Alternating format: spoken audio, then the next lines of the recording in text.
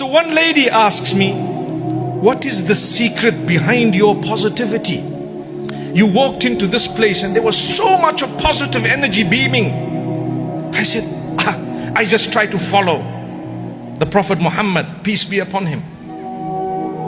And I'm nowhere near, but I try. And I keep trying. And one of the things is to be happy upon whatever the Almighty has chosen for you. So I do have a very difficult day, but I'm happy. It could have been worse. That's a teaching of the Prophet Muhammad, peace be upon him.